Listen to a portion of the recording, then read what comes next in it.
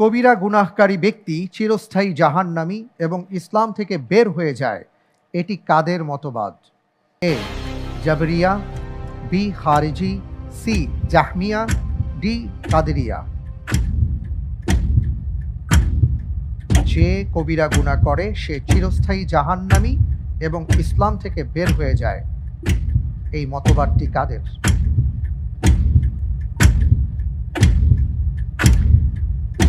জি, আমি এই প্রশ্নের উত্তর হিসাবে বেছে নিচ্ছি অপশন বি, খারিজিদের। ফ্রেজ করব, ইনশাল্লাহ। লক করা হোক অপশন বি খারিজিকে।